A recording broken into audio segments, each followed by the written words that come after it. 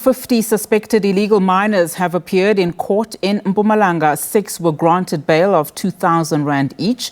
They are part of the over 500 suspected illegal miners that were arrested on Friday at the Sheba Gold Mine in Barberton. Those who did not get bail will appear in court again on the 11th of August. They are facing charges of contravening the Immigration Act, possession of gold-bearing materials and trespassing. Right, for more on this, let's now welcome Artisanal Mining Expert Kgothatso Nhlengetwa. Kgothatso, a very good afternoon to you and thank you so much for your time. So this group of illegal miners were arrested as part of Operation Vala Umgodi. What are your insights on the scope and just the effectiveness of this operation, particularly when you consider just how many illegal miners have been arrested here, upwards of 500? Good afternoon and good afternoon to your viewers. Firstly, I'd like to say Operation Vala Umgodi is a good initiative. Yes, we have the scourge of illegal mining and we should really be looking at ways on how to combat it.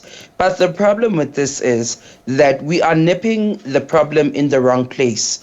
Currently, we have all these 500 illegal miners that were forced up from underground. But the question is, how do those illegal miners get underground? Who are the kingpins? Who are the middlemen? Because although we've got them up from underground, believe me, there'll be 500 more taking their place in a couple of weeks. So yes, it's a great initiative, but I don't think it's going to be quite as successful as we think it is going to be. Especially because there are fears, that hundreds of miners that have now fled deeper underground in Barberton. What safety and humanitarian risks does this in itself pose, especially again in light of that deadly Stilfontein incident? Definitely, there are lots of risks, but I think for now I'll just name 3. The first risk, obviously, is what we saw in Stilfontein, where there was a problem with starvation, as we know they're not giving them food or water once again. And starvation is a great risk there, and we know how that turned out in Stilfontein. Secondly, the deeper they go, the hotter it is down there. So you find that there might be the problem of heat, and there might be a problem of them having any related causes or illnesses that are related with heat. Example would be heat stroke. So, and then the third thing is that the deeper you do go in these gold mines, there's a higher chance of fall of ground. That's the scientific term that we call it. But in essence, it's just that this would be rocks falling on them because the geostability as you go underground becomes less and less, especially if they have been mining those pillars that are supposed to be supporting those areas. So these are very great dangers, and the ultimate nature of these dangers is actually death. I'm going to go back to what you said earlier in terms of Vala Umgodi not focused or properly structured, saying that they're missing certain targets.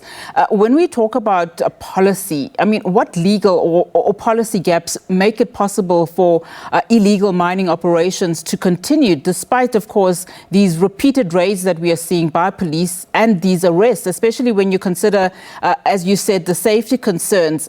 There's also that element of criminality around these operations too.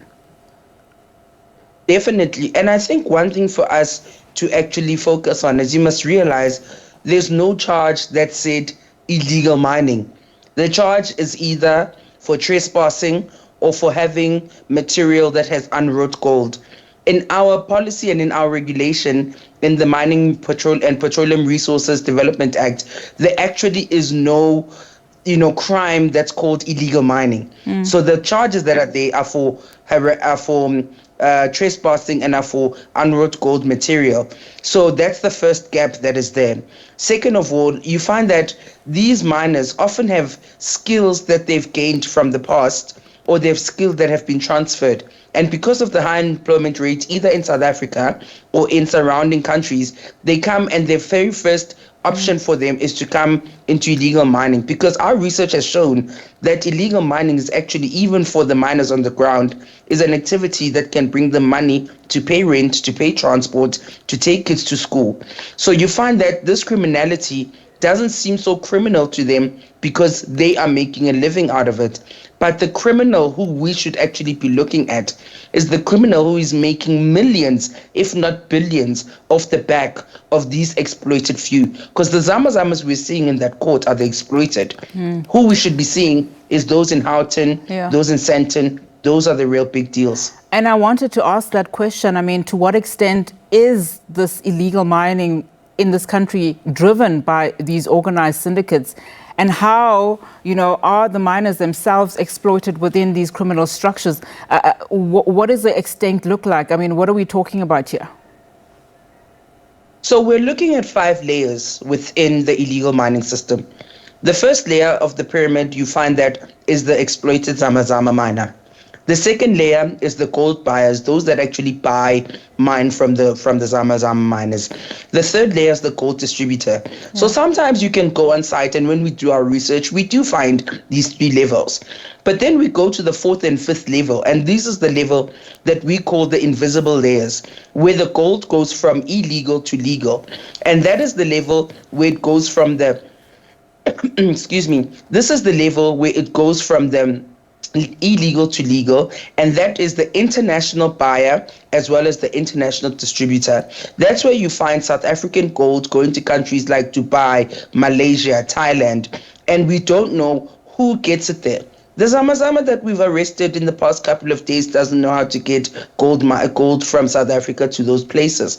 But it's so invisible because it's guarded within corporate, it's guarded within political circles, it's guarded within the elite of the country who make sure that that line is never crossed, and we never see this invisible few who actually run the syndicates of illegal mining. One wonders then, to what extent is the SAPs, are they the only ones that can actually curb this when you consider, of course, there's, the cross-border nature of illegal mining and also, as you say, that invisible layer within this operation. But thank you so much, Kgothatso, for your time and your analysis. Artisanal mining expert Kgothatso Nhlengetwa there for us, of course, as we are monitoring that particular story emanating and coming out of Barberton. Over 500 illegal miners being arrested, 50 suspects appeared in court today, and several of them were released on bail. But we'll continue to monitor that development.